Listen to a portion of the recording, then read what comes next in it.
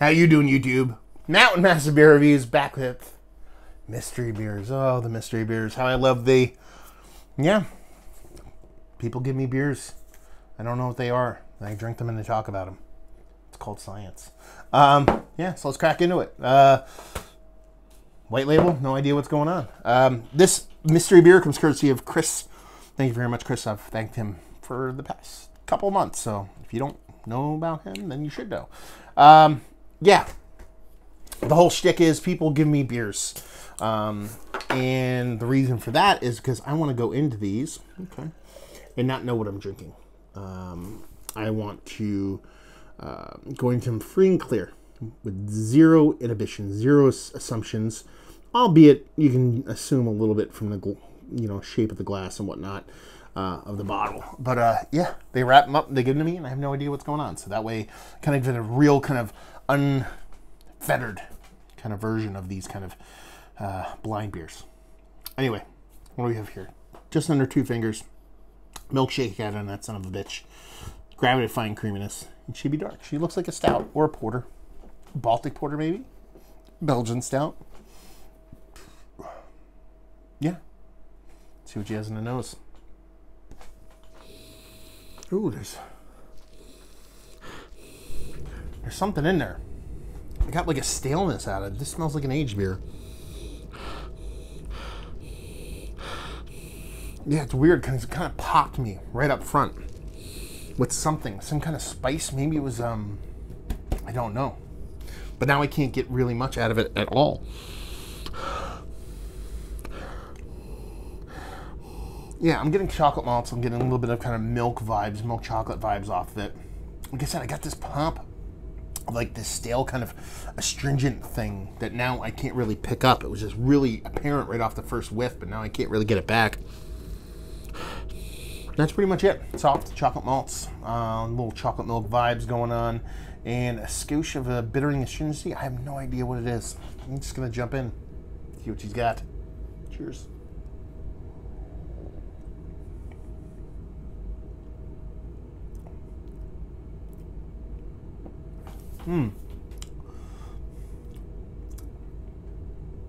This is barrel aged.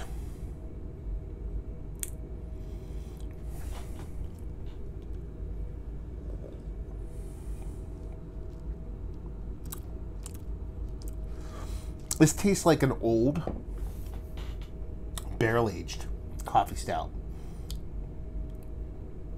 You're getting that big roasted malts in there, but you're also getting an added component to it. It's got to be coffee.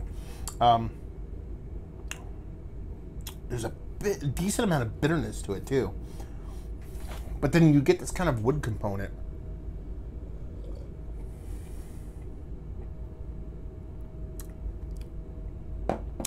You get this wood component. It has a spiciness to it though. It feels like it's coming from the wood, though. I don't think it's coming from anything else. But you also get a whiskey component, kind of boozy, bourbony component to it. It's like a sweet liquor in the bourbon kind of whiskey kind of way, not in like a cordial kind of way or a kind of liqueur kind of way. Yeah, it reminds me of like a Lagunitas, like the Willatize stuff, that kind of stuff. But I don't know if it's there because it's too bittering. Now, I would assume that maybe this can't be KBS either. I don't think it is. It lacks a little bit of body for me. But I know about 2 years ago, or 3 years ago at this point, they had a really kind of tannin version of KBS, but that kind of settled out because I've had it since then. But I'm getting a big kind of wood component here. But that's what it is. That's where we're falling here. We're falling in a coffee stout. I'm guessing it has at least several months, if not a year on it. And it's a coffee version of a bourbon barrel aged. Like I said, I'm getting kind of those kind of high westified vibes off of it. So it's going to be an Advana beer. So let's see what we got going on here. Probably High Life, Miller High Life. That's probably what it is. Man, he wraps these so good. Come on, you son of a bitch. This is why most people, I think, watch these, to see me get this goddamn paper off here.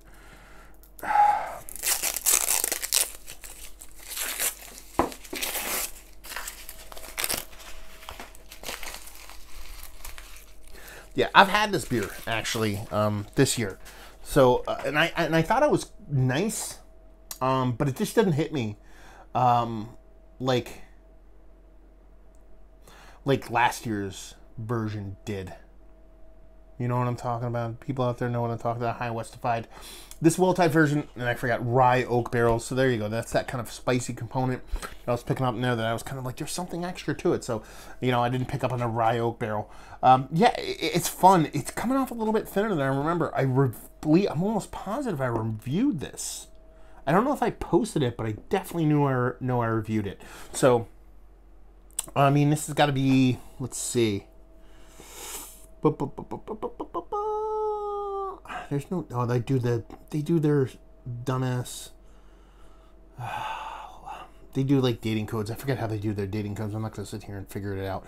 But let's put it this way. I think I reviewed it. I might have posted it. If I didn't post it, I will post it along with this mystery beer. But I will post it a little bit later in the day, because I know a lot of people don't catch these till later in the day, so I don't want to kind of give it away on people. So I do it. I think this happened last time when I did this German kind of export stout thing. I'll do that same thing if I haven't already posted it. But yeah, I mean, honestly, it didn't really. I don't think it was brain surgery to kind of figure this one out. That's why it was that added spicy component, that rye. I should have picked up on that. So, but all in all, I think I did pretty well on that one, to be perfectly honest with you. I honestly think, and this is just, you know, talk about the mystery beer series, I get really excited when I get them really close. Especially when I name the beer and I'm actually kind of within the ballpark of it. Just because that's, you know, there's so many beers out there. Now, there's, you know, a bit of deduction to it. I'm not going to sit here and lie. You know, the shape of the bottle. You know, how many kind of coffee stouts are you going to get in this kind of shape of bottle? Actually, a ton of them. But, you know what I mean? It's one of those things where, I don't know, I kind of dig it. It's fun. Kind of fun to test yourself. Now, I've crashed and burned quite a bit on some of these. I forget what was the one a while ago. I did one that I was like totally off. But anyway, we're going to talk about the winners, not the losers, right? And yeah, I'm a fan of my outcome on this one. Now, as far as this beer goes, there's a bit of disconnect here. I don't know, I don't remember my review of it, but there's a bit of a kind of, the spiciness is too big. The beer comes off creamier and fluffier than I expect it to be. It's more porter than stout. It's still kind of tasty. Now, if I had this fresh, my first inclination would be to say give it time. But I'm pretty sure these came out in like November of last year, and this is being April. It's had a couple of months. I don't think that's really kind of, time is treating it all that well. But it's still one of your better bang for the buck. I mean, if you're looking for just pure money value aspect when it comes to a beer, especially if you're looking for barrel-aged bourbon, barrel-aged beers, whatever. I mean, you're Lagunitas. Last year, the High Westified was fantastic. I actually thought this year was better than what I remembered right now. But you're talking about, you know, $13 for a sixer of this stuff. That in of itself is kind of kooky.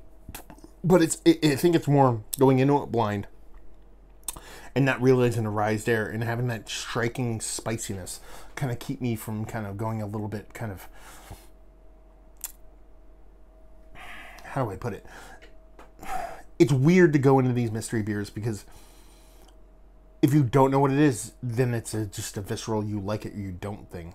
But sometimes when you start to overthink it and you try to think about the beer and you're like, okay, what is that? What is that? Do I like it or not? Sometimes I think you can talk yourself out of liking the beer. And if I go into this going, okay, I'm expecting that rye spiciness, I'm going to get the bourbon, I'm going to get the kind of Lagunitas based kind of stout, which is a little light, a little fluffier. I think I prepare myself mentally better for it, and that beer ends up coming off a little bit better for me. Is that true? Is that real? Was one more real than the other? I don't think so. You know what I mean? You would think the blind one would be more real, but I honestly don't think that's the case. I think a lot of time perception is reality for a lot of people, and I think that's where sometimes, well, these are fun, and I'll fucking want to do these to the day I stop doing beer reviews. I think there's, how do I put it?